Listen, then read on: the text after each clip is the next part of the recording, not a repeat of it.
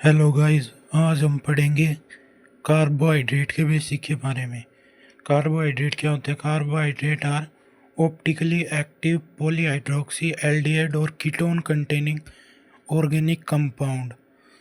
इन ये hydrates of carbon भी होते हैं, बट ये डेफिनेशन अब वैलिड नहीं है। On the basis of hydrolysis तीन टाइप के होते हैं। पहला हो गया मोनोसैकराइड।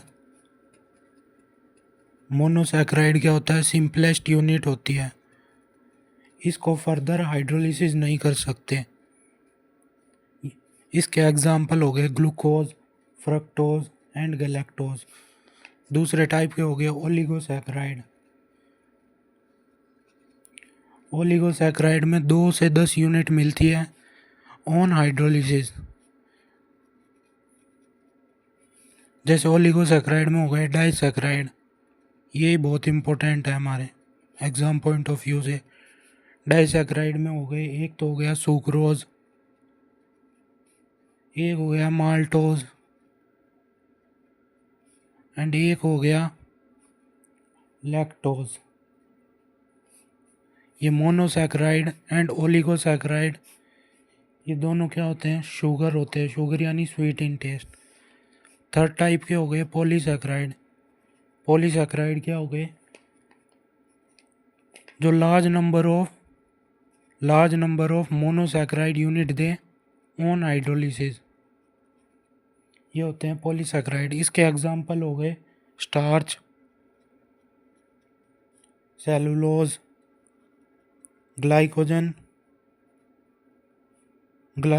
ये नॉन शुगर होते हैं पॉलीसैकराइड, नॉन शुगर।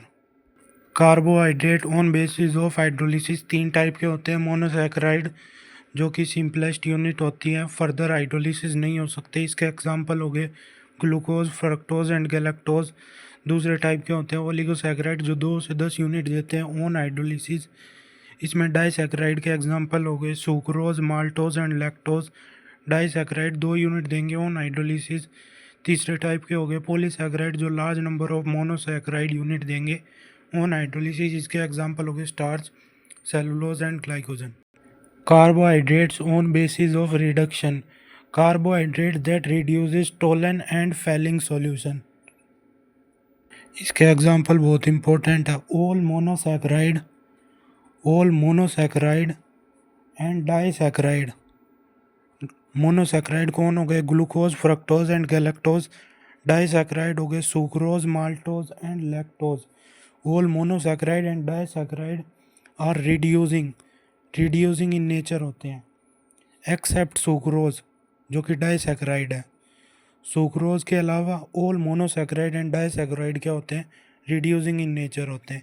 ये दो टाइप हो गए, on basis of hydrolysis and on basis of reduction. तीसरी टाइप के भी होते हैं on basis of number of carbon atom, जैसे एल्डोट्रायोज, कीटोट्रायोज। इनमें 3 कार्बन हो गए। एल्डो एक्सोज, कीटो एक्सोज, इसमें 6 कार्बन हो गए। कीटो एप्टोज 5 कार्बन हो गए। ये हो गए तीसरे टाइप के on basis of number of carbon atom. अब हम डाइसैकराइड के बारे में पढ़ेंगे जो कि एग्जाम पॉइंट ऑफ व्यू से बहुत ही इंपॉर्टेंट है। डाइसैकराइड क्या होता है? डाइसैकराइड 2 यूनिट देते हैं, 2 यूनिट ऑन हाइड्रोलिसिस। जब कार्बोहाइड्रेट की हाइड्रोलिसिस करेंगे 2 यूनिट देंगे, वो डाइसैकराइड होते हैं। कार्बोहाइड्रेट में आपको बताइए ग्लाइकोसिडिक लिंकेज होता है। डाइसैकराइड 3 दे रखे हैं हमारे सिलेबस में, बहुत ही इंपॉर्टेंट है। पहला हो गया सुक्रोज, दूसरा हो गया माल्टोज, तीसरा हो गया लैक्टोज। इनको याद कैसे करें? याद करने में बहुत दिक्कत होती है, तो इसकी बहुत ही आसान ट्रिक है। सबसे पहले लिखेंगे SML स्मॉल, SML स्मॉल। अब इसमें कैसे करेंगे? L बनाएंगे, एक सीधा L, फिर एक सीधा L एंड एक उल्टा L। ये सीधा L, ये उल्टा L। एक ये हो गया, एक सीधा L हो गया। सीधा L में तो हम लिखेंगे अल्फ़ा, और सीधा L और उल्टा L जो इकट्ठा आएगा उसमें लिखेंगे ग्लूकोज। यही बहुत इम्पोर्टेंट है। हम देखो जैसे सुक्रोज, माल्टोज एंड लैक्टोज। सीधे L में तो क्या लिखेंगे हम? Alpha, alpha, alpha, and alpha plus में। अब सीधे एंड प्लस उल्टे एल में लिखेंगे ग्लूकोज, तो यहाँ पे लिख दे अल्फ़ा ग्लूकोज, यहाँ पे भी ग्लूकोज, यहाँ पे भी ग्लूकोज एंड यहाँ पे भी ग्लूकोज। अब जो जगह बच गई वहाँ पे लिखेंगे बीटा, ये बच गया बीटा और यहाँ पे भी बीटा। अब यहाँ पे लैक्टोज है तो यहाँ पे आएगा गैलेक्टोज, ये भी आसानी से, इसमें लैक्टोज आ रहा है आसानी से। सुक्रोज में आएगा फ्रक्टोज, बच गया। और सब में डी आएगा, alpha D glucose, alpha beta D fructose. Sucrose का हो गया। माल्टोज में alpha D glucose and alpha D glucose, इसमें beta D galactose plus beta D glucose. हो गया आसानी से याद। डाइसैकराइड को रिवाइज करें। डाइसैकराइड क्या होता है? जो 2 यूनिट देते हैं ऑन हाइड्रोलिसिस। इसके 3 एग्जाम्पल हैं, सुक्रोज, माल्टोज एंड लैक्टोज। इसको आसानी से याद करने की ट्रिक है, सबसे पहले सुक्रोज, माल्टोज एंड लैक्टोज का लिख दो स्मॉल, SML स्मॉल। फिर हमें एल बनाना है अल्फ़ा के लिए, अल्फ़ा कहाँ का आएगा उसके लिए एल बनाना है, LL हो गया। फिर हमें ग्लूकोज कहाँ का आएगा उसके लिए सबसे पहले सीधा एल ऐसे, फिर उल्टा एल ऐसे, ये हो गया ग्लूकोज ऐसे आएगा। डी सब में आएगा, लैक्टोज के लिए गैलेक्टोज, सुक्रोज के लिए फ्रक्टोज, ये तो आसानी से याद हो गया।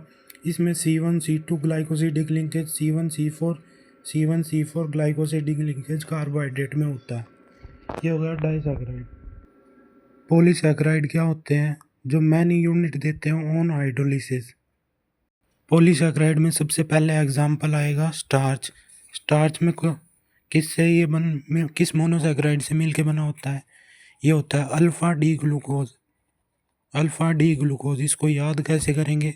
सल्फ़ा से, सल्फ़ा, एस से starch, alpha, alpha D glucose.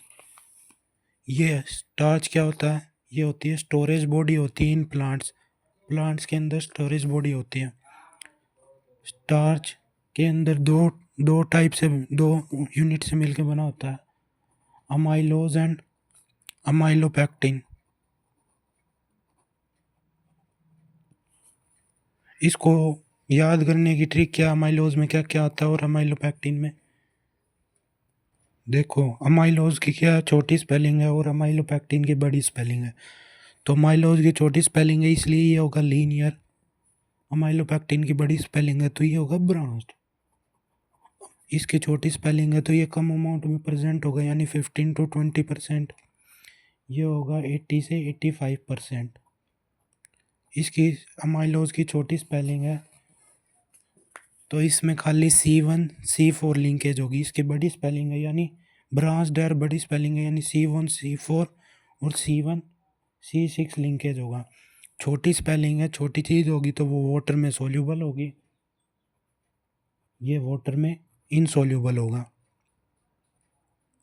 ये हो गया पहला पॉलीसैकराइड स्टार्च, जिसको हम सल्फा से याद करेंगे। इसमें अल्फ़ा डी ग्लूकोज मोनोसैकराइड से मिलके पॉलीसैकराइड स्टार्च बनता है। दूसरा पॉलीसैकराइड हो गया सेलुलोज। इसमें क्या होता है? ये बीटा डी ग्लूकोज मोनोसैकराइड से मिलके बनता है। उसमें अल्फ़ा था, इसमें बीटा आएगा। इसमें C1C4 लिंकेज होती हैं। तीसरा होता है ग्लाइकोजन। ग्लाइकोजन में क्या होगा? इसमें अल्फ़ा डी ग्लूकोज होगा, अल्फ़ा डी ग्लूकोज। ग्लाइकोजन को क्या कहते हैं? एनिमल स्टार्च कहते हैं। ग्लाइकोजन को एनिमल स्टार्च भी कहते हैं। इसका स्ट्रक्चर जो है वो सिमिलर होता है, स्ट्रक्चर सिमिलर टू अमाइलोपेक्टिन। इसका स्ट्रक्चर सिमिलर होता है अमाइलोपेक्टिन।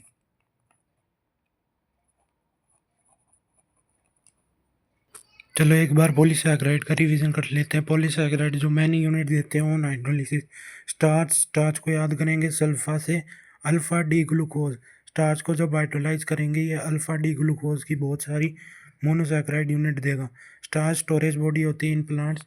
ये 2 टाइप से मिलकर बना होता है, अमाइलोज एंड अमाइलोपेक्टिन। अमाइलोज की छोटी स्पेलिंग लीनियर होगा, अमाइलोपैक्टिन ब्रांच्ड होगा, छोटी स्पेलिंग 15 से 20%, वो होगा 80 से 85%। अमाइलोज छोटी स्पेलिंग यानी C1C4 लिंकेज होगी, इसमें बड़ी स्पेलिंग है और ब्रांच्ड है तो C1C4 के साथ C1C6 लिंकेज होगा। छोटी स्पेलिंग तो छोटी चीज़ वाटर में आसानी से सोल्यूबल होती है, वो अमाइलोपैक्टिन वाटर इनसोल्यूबल। दूसरा टाइप हो गया सेलुलोज। सेलुलोज हो गया बीटा डी ग्लूकोज मोनोसैकेराइड देगा ओन्स हाइड्रोलिसिस ऑफ सेलुलोज, इसमें C1C4 लिंकेज होती है। Glycogen alpha D glucose monosaccharide से मिलकर बना होता है। ग्लाइकोजन एनिमल स्टार्च होता है, इसका स्ट्रक्चर सिमिलर टू अमाइलोपैक्टिन होता है। Thank you.